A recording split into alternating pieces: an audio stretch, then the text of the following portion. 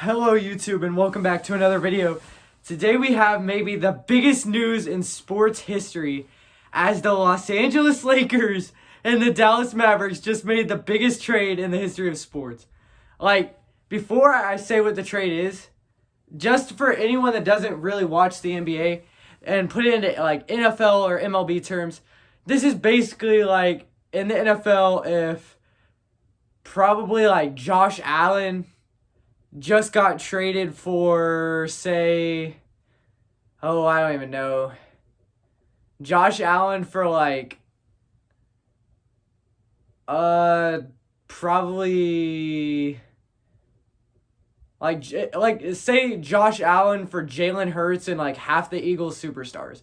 That's how big of a trade we're talking here. This is like if Ellie De La Cruz got traded for Salvador Perez and some of the Royals young guys. Not even Bobby Witt.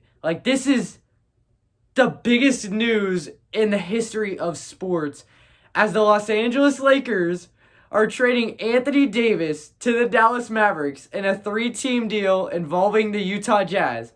And just for context, I'll make a video about this later, but the Jazz also made a trade earlier today that made this trade possible. We don't have the full details yet, but this is actually crazy because LeBron and AD, everyone thought that LeBron and AD were going to stay teammates together for who knows how long, because I thought that they liked being teammates. I thought that LeBron liked AD. This is actually insane. I don't know why either team would do this. Because, hold on, let's just say the full trade details really quick. The Los Angeles Lakers will receive Luka Doncic, Maxi Kleber, and Markieff Morris. The Mavericks are receiving Anthony Davis, Max Christie, and the Lakers' first-round pick in 2029. And the Jazz are accepting Jalen Hood-Schifino and 2 2025 second-round picks for this year. One from the Mavericks and one that originally belonged to the Clippers that I think the Mavericks owned. This is insane. Even Shams Charania, when he tweeted it out, he had to literally post another tweet that said, yes, this is real. We've never seen something like this in the history of the NBA. The Dallas Mavericks got led to the finals a year ago with Luka Doncic as their superstar player. And then they go and trade him away while he's under contract for Anthony Davis? I don't know. I honestly don't understand. Maybe in a few hours, once I think this trade through, maybe I'll understand why the Mavericks would make this trade. But honestly, I just don't know why they would do this. Because Luka is the best superstar in their team's history. Let's be honest. Dirk was a great player, but Luka he's had a way better start to his career than Dirk ever had, because Luka's already been in MVP conversations for 2 years straight, and he's only in year 6 of his career. He was All-NBA first team 5 years in a row until this year, because he got hurt, he can't be it anymore. This is next level crazy. My phone was literally, I almost fell asleep watching college basketball, and then I woke up, my phone wasn't working, and then I check it. I check one of my friend's Snapchat stories. He posted this, so I look up if it's true, because I thought it was just a mock trade that Bleacher Report drew up. And it's actually true. And I thought I was dreaming. I don't even know why. Okay. Honestly, I don't know why either team would need to do this trade or even want to do this trade. Because if we look at it in depth, the Lakers are getting Luka Doncic, which, of course, top 3 player in basketball right now. He's probably top 2. He's probably going to be one of the greatest players of this entire era of basketball. And him and LeBron James is going to be great. LeBron might just be trying to get one last push for a ring before he retires. But I don't know why they would do this, because now who's their starting center? Christian Wood, if he's healthy? Maxi Kleber? What are Jackson Hayes? What are the Lakers doing? And their defense is gone. Like, I don't know how to even comprehend this trade. This is insane. Because I've always heard rumors like Luka Doncic is gonna get traded. He's gonna go to the Thunder. He's gonna go to the Heat. Like whatever. But I never thought that the day that Luka Doncic actually got traded is February 1st at 11:50 whatever p.m. Central Standard Time, and I see it at like midnight, February 2nd, posting a video at 12:09 in the morning when I have church in the morning. Like, what is happening? The trade deadline isn't until Thursday. This is a type of trade we'd normally see it like 5 minutes before the deadline happens, or like the night before, like the Harden trade was. I don't understand this trade. Like, yes, the Lakers just formed one of the best duos in the history of basketball, but at what cost? Like, LeBron's not going to be in the NBA forever. When he's gone, Luka's going to be all by himself. Because guess what? The Lakers don't have anything left. They traded away their first-round pick in 2029. Their only tradable first-round pick left is 2031. Once LeBron retires, it's going to be what? Luka Doncic and Austin Reeves as your star duo? Like, they already traded D'Angelo Russell for Dorian Finney-Smith. And that's cool and all, but Dorian Finney-Smith's also like 32 years old. LeBron's 40. He's not going to play more than like 2 or 3 years max. And once he's gone, what's going to happen? Is Luka just going to request another trade? Because they don't have any draft picks. They can't draft any young talent to go with Luka. It's not like they're going to go ahead and draft the next Nikola Jokic in the second round, because I don't think they have second-round picks left either. And you get Luka, but like I said, at what cost? If they don't win with this team, LeBron's just going to either leave for 1 year left in his career, like go back to Cleveland one more time and try to win a ring there, or Luka's going to ask out and say that LeBron's a bad player to play with or something. Like, I don't see what's good in this trade for the Lakers. And then it's not like the Lakers are also getting like Jaden Hardy or some young guy that they can take a flyer on. No, they're getting Luka Doncic and then Maxi Kleber and Markieff Morris. Markieff Morris was only under contract with the Mavericks on a veteran minimum salary to be a mentor in the locker room. He is not a good basketball player anymore. If we look at his stats, Markieff Morris, not even Marcus Morris. Marcus is the good free agent that's still left in the free agent pool, the smaller power forward. But Markieff is the worst twin. He's not something great to get. He's averaging 1.7 points and 1.1 rebound in 7 games this year. And then they get Maxi Kleber, which is cool, but I think he's on like the last year of his contract, and in 34 games this season, he's only averaging 3 and 3. Like, he's a good floor spacer. He's a good rebounder, but like, is he on Anthony Davis's level defensively? Hell no. I don't know what this trade does for the Lakers, honestly, because, like, yes, you're going to have the best duo in the league with the best market in basketball. Like, Luka Doncic is going to probably turn into the most marketable player in the history of basketball, playing for the Los Angeles Lakers. I mean, he already has, like, a whole country behind him, because the only other relevant player from Serbia was Goran Dragic. He's not even in the league anymore. Luka Doncic literally has a whole country behind him and all of Los Angeles. He's going to turn into the most marketable player in basketball. But will the Lakers win games with this? I don't think they will. I think this year they max out at like the 6th seed if Luka stays healthy and he comes back strong. Next year, if they can get some good vet minimums to go with LeBron and Luka, which is crazy to say because I was literally just caught myself from saying LeBron and AD. LeBron and Luka is the new duo in basketball. Like, everyone's going to want to go play with them, because you're playing with the second best player in NBA history and a guy that has the potential to be top 10 in history when he retires. Like, this is insane for basketball. And I don't think people are, like, understanding how big this really is in the grand scheme of things. Like, yes, the Lakers will be good duo, but what are they going to have off their bench? Like, I might be forgetting someone, but I just remember that their starting lineup now when they're all healthy, will be Luka, LeBron, Reeves, Hachimura, and Hayes. Like, that's not a needle-moving lineup. That's not... Unless Luka just goes off and scores 40 every playoff game, they're not probably winning a playoff series as the 5 or 6 seed. Their only hope is to be like the 5 seed and get like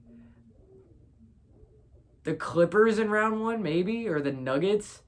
That's like the only 2 teams I could see them even having a chance against. Like, they're not beating OKC in a playoff series. They're not probably beating Minnesota even. Like, I think Ant and Randall and Gobert is better as a trio with McDaniels than LeBron and Luka are as a duo. Like, that's a crazy take, but the supporting casts are also better in Minnesota than they are in LA. The buyout market is something to really watch for the Lakers, though. If, like say, PJ Tucker gets bought out, that's a guy I could see the Lakers pick up as, like, a corner specialist who could play some defense. He's not the only guy, but, like, I just can't think of anyone else right now. Like, Seth Curry, if he gets bought out, I doubt he will because it's his hometown team, but still, there's a chance. Malcolm Brogdon, if he gets bought out, that's his first place he's going to go. I doubt he gets bought out, but, like, you never know. I also don't think that the Lakers are done making trades. There is no way that Rob Pelinka has this roster with, 4 or 5 days until the trade deadline. And he's like, no, I'm good. I think we're good to win the championship. We don't need any extra guys. I think we're just going to stand pat at the rest of the trade deadline. Like, yes, you did just make the biggest trade in the history of sports, but you didn't necessarily win it. Now let's just go over to Dallas's point of view, because I've been talking about the Lakers this whole time. I'm not even a Lakers fan. I'm a Thunder fan. But this just blows my mind why they would make this trade. That's the only reason I care so much. For the Mavericks, you're getting Anthony Davis, who, that's cool. And Max Christie, who, like, that's cool. But what are you getting that matches Luka Doncic's value? The 2029 first, if Luka does ask out when LeBron retires, then yeah, that's going to be a top 5 pick in the league. It's unprotected too, I think. Yeah, it's unprotected. So yeah, that's mainly probably the whole biggest piece of this trade, that Nico Harrison, I think he's the Mavericks GM. Yeah, Nico Harrison. That's the biggest piece in this trade probably. And like, this is mind-blowing. Like, actually. Like, is Daniel Gafford getting traded now? Because you already have now AD, Derek Lively, and Daniel Gafford. So who's the odd man out? Obviously not AD, because he can't even get traded. Maybe you capitalize on Derek Lively's trade value and, like, ship him off for a superstar small forward. Or maybe even a really good combo guard to play with Kyrie. Like, to kind of replace Luka. Because, like, I could see Derek Lively going for, like, a... Like, maybe you could get... No way. Like, you could get, like, probably Malik Monk or DeMar DeRozan for Derek Lively. I don't know if you would do that if you're Nico Harrison, but, like, what other choices do you have at this point? Your roster is awful at this point. Like, no, it's not awful. That's a really big overreaction by me. But, like, you went to the finals last year with the best player in your franchise's history, and you trade him away to a team in your conference for an aging superstar who gets hurt more than anyone. Well, not more than anyone, but, like, he gets hurt a lot. And Kyrie was hurt this year. And they don't have a primary scorer outside of Kyrie anymore. That's why Luka and Kyrie kind of work together. And then if you scroll further in this article I'm reading, Nico Harrison, the Mavs GM, he said, "I believe that defense wins championships. I believe that getting an all-defensive center and an all-NBA player with a defensive mindset gives us a better chance. We're built to win now and in the future." What are you talking about?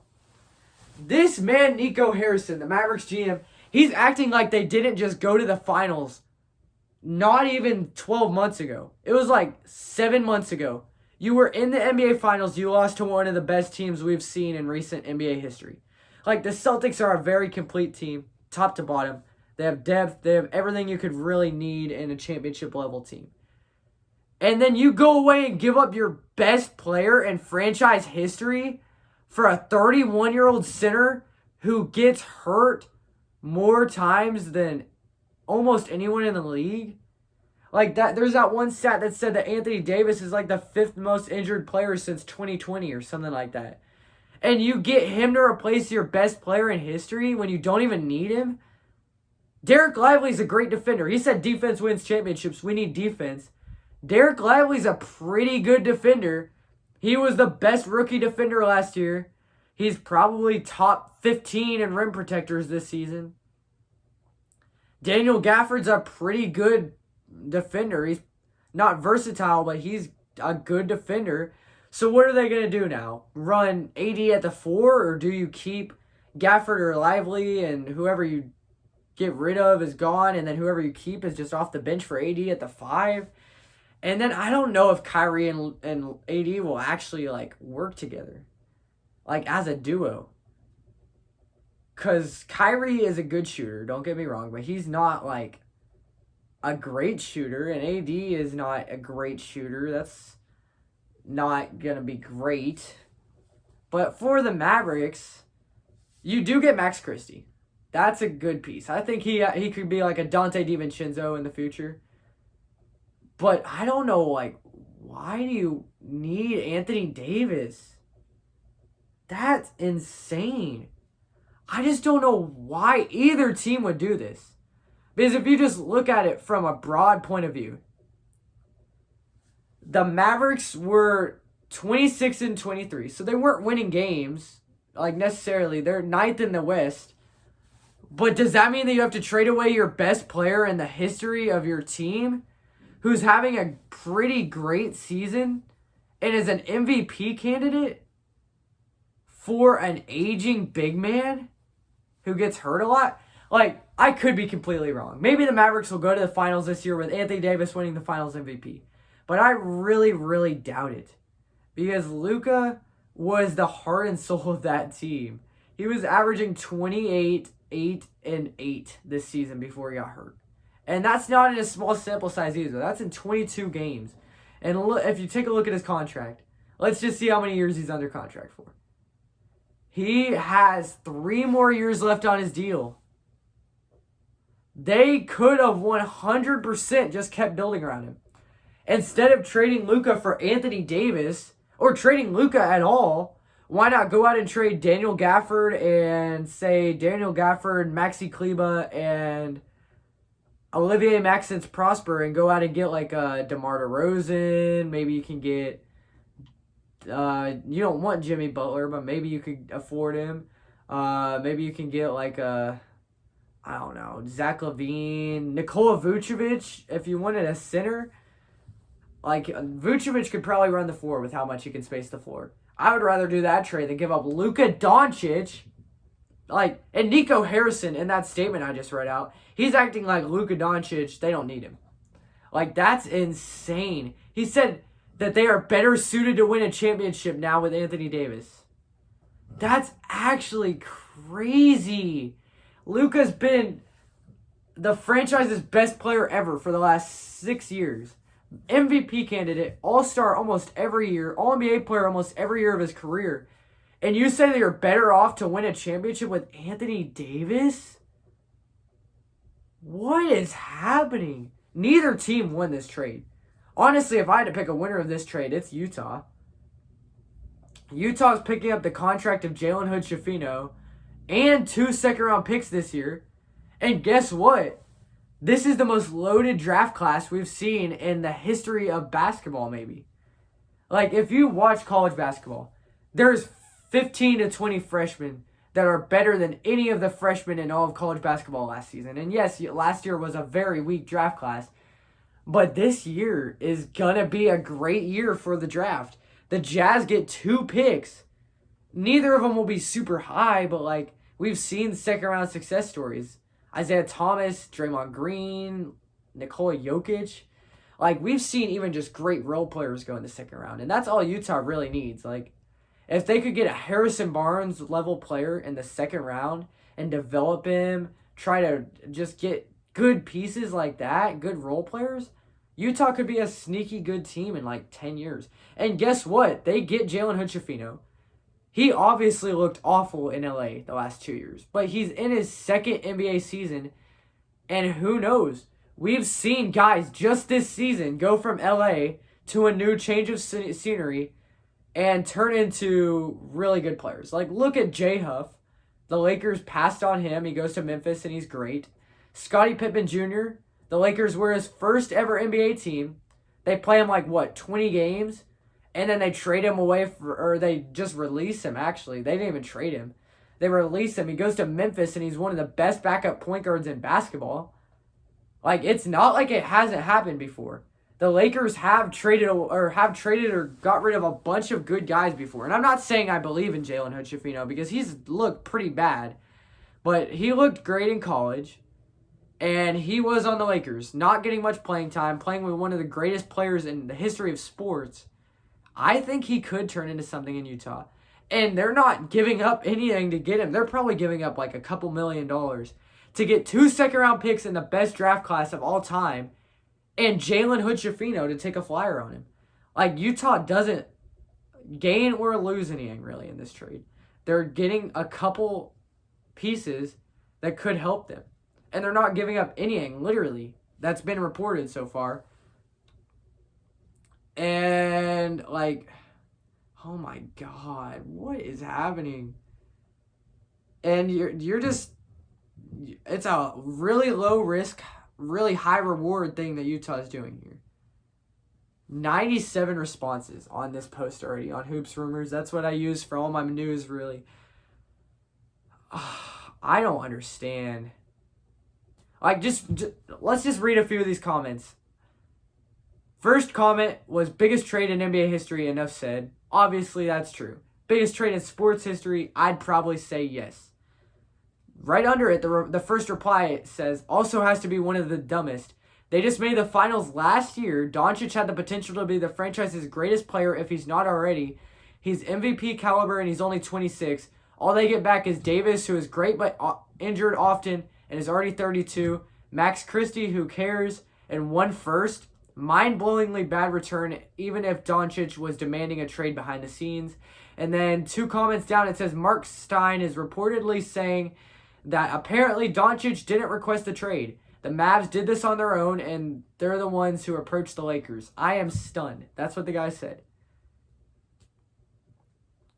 This is so stupid.